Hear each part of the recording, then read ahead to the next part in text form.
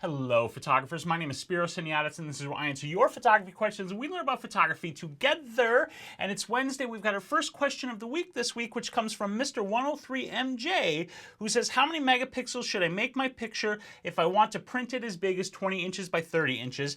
And do I leave the crop tool set to as shot in Lightroom? So it's two different questions. We'll start with, what do you need to do to get your image to 20 inches by 30 inches so that you can print it? And the short answer is that it needs to be 54 megapixels if you're printing at 300 dpi. Now, 300 dpi is the resolution of the image, and the resolution is important because if you don't print it at the correct resolution, the print is not going to look good. It's not going to look photorealistic. See, the resolution dictates how many dots of ink are printed per inch of paper.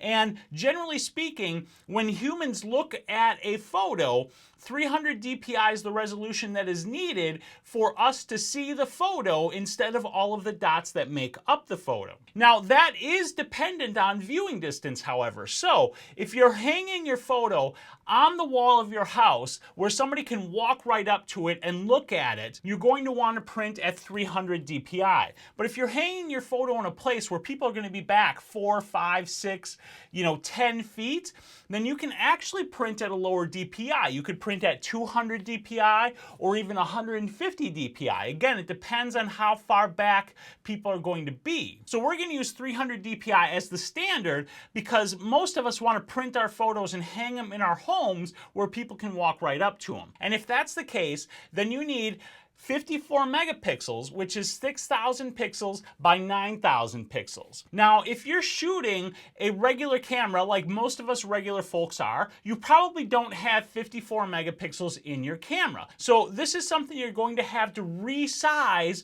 using software like Lightroom or Photoshop. But before we talk about the resizing, we need to talk about what you do when you capture the photo to get everything you need for a good resize. And the first thing you're going to want to do is capture it in RAW if possible. Now, if it just does not work for you to capture it in RAW, you can work with JPEG, but you're going to get more information, which ideally will help you translate to better quality and a better enlargement if you shoot RAW. Now, regardless of whether or not you shoot RAW or JPEG, one of the very important things you need to do is capture the largest possible image your camera allows. Most modern cameras allow you to change the resolution of the image that you capture. So even though you might have, say, a 16 megapixel camera, you can set it to only capture, say, 4 or 6 or 8 megapixel images. Now, I've mentioned before that I've taken 8 megapixel images and printed them at 20 by 30, and that's very true. But if you have 16 or 24 or 36 megapixels, you should use them. So if you're printing a large print,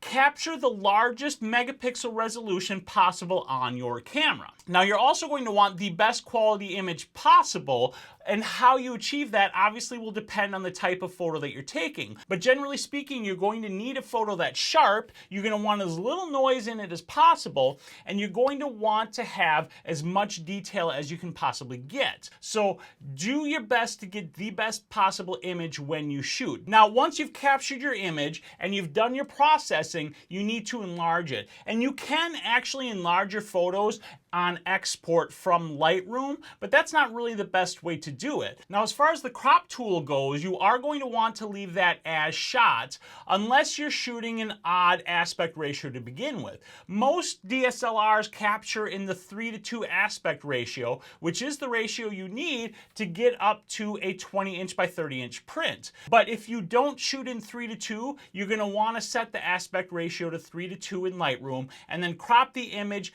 as you see fit for the final print. But I don't recommend that you enlarge the photo on export with Lightroom. Instead, what I recommend you do is take that photo into Photoshop or into whatever software you happen to have and do the enlarging in that image editing software. But once you're in Photoshop, you're going to want to go into the image dialog and choose the image size option. And in this dialog box that pops up, you're going to need to set the resolution, which, as I said, if you're printing to hang this in your home, you're going to want to set it to 300 dpi.